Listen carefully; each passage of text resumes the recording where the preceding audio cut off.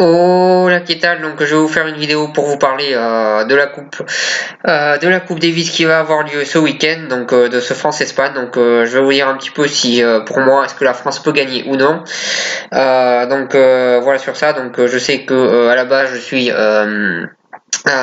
fais des vidéos sur le foot sur YouTube, mais j'aime bien le tennis aussi, donc de temps en temps je fais aussi sur le tennis, et là il y a la Coupe Davis. Voilà, je vais dire est-ce que selon moi la France va se qualifier ou pas. Alors déjà on va pas se mentir, jouer la Coupe Davis contre l'Espagne sans Nadal, c'est un grand avantage parce que ça permet de jouer contre des joueurs qui sur le papier vont être abordables. Donc bien sûr que jouer sans Nadal ou avec Nadal c'est pas pareil, parce qu'avec Nadal pour moi l'Espagne aurait bien évidemment été favorite. Aurait été aurait été favorite, mais là la France pour moi n'est pas favorite, mais pour moi c'est du 50-50, et bien sûr que c'est plus simple de jouer face à l'Espagne sans Nadal qu'avec Nadal.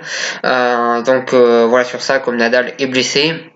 On a vu donc là je viens de voir le programme pour ce week-end des joueurs qui vont jouer pour l'équipe de France. Donc on a Benoît Paire. Je suis pas pour son retour parce qu'il a eu une attitude pitoyable pendant les Jeux Olympiques. Pour moi, il a totalement manqué de respect à la France et à la Fédération française de tennis. Donc, je suis contre son retour, mais bon, il est là et on va le supporter. On a aussi vu qu'il a eu une attitude assez détestable durant le US Open. Donc, voilà, je ne suis pas pour son retour, mais bon, il est là, il va jouer. Donc, voilà.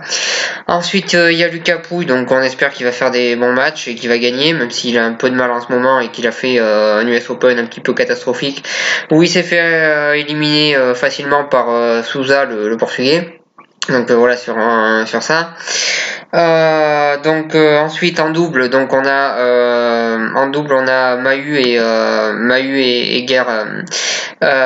Gerber qui sont tout simplement une très bonne paire de doubles, parce que ils ont déjà gagné Roland Garros, parce que c'est deux joueurs très expérimentés et qui en double pour moi font partie des meilleurs joueurs de double. Voilà, je pense qu'en double on est à peu près sûr de gagner. Je pense que ce double là va falloir absolument le gagner si la France veut passer. Si la France veut passer en finale, il faut absolument gagner ce double-là, parce que Beneteau et Mahut, pardon, je me suis trompé d'ailleurs, qui vont jouer. Mais bon, ça reste deux très bons joueurs de double, et je pense que ce double-là, il faut absolument le gagner, et qui va être très très important pour la France. Ce double-là, va pas falloir le louper, va falloir absolument le gagner. Ça va être très très important. Voilà sur ça, je pense que ça va être difficile, mais ça va être un peu plus simple quand même pour les Français. Surtout que du côté espagnol, on a deux joueurs, notamment qui vont jouer demain, qui sont pas très connus, Pablo Carrena Busto et Roberto Batista. Voilà, des joueurs qui sont pas très connus, des joueurs qu'on connaît pas trop, que même moi qui suis beaucoup de tennis, je connais très vaguement ces joueurs. Donc je pense que la France peut passer. En double, je vois qu'il y a Feliciano Lopez et Marcel Granollers.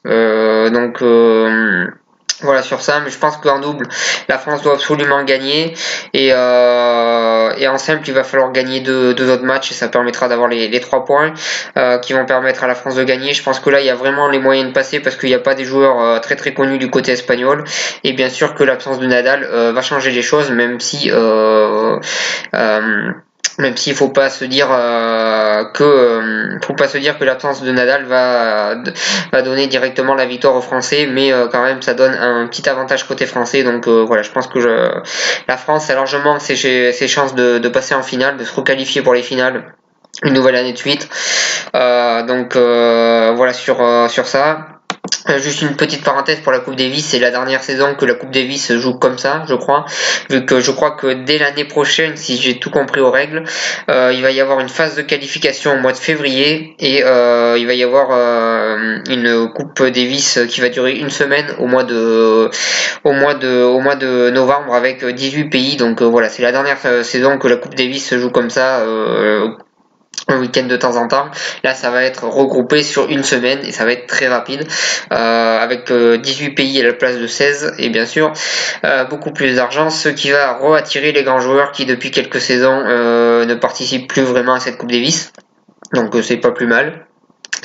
même si côté français, du coup, c'est un petit peu le seul pays qui le joue à fond. Donc forcément, on a eu quelques avantages. Il y a eu aussi à chaque fois, il y a eu des joueurs blessés en face. Voilà sur ça. Après, la Coupe Davis que l'année dernière la France a gagné, elle l'a pas volé, elle l'a mérité, elle a tout donné. Et si les autres pays ont pas envie, si les joueurs des autres pays ont pas envie de se battre quand c'est pour la sélection, j'ai envie de dire que c'est pas trop le problème de la France. Donc voilà sur ça. Je pense que cette équipe de France de Coupe Davis peut se qualifier en finale. Je suis assez confiant là-dessus et j'espère qu'ils vont gagner. Donc voilà ce que j'avais à dire pour cette vidéo. Je vous remercie de m'avoir suivi. Je vous souhaite une bonne continuation et voilà. Bonne continuation.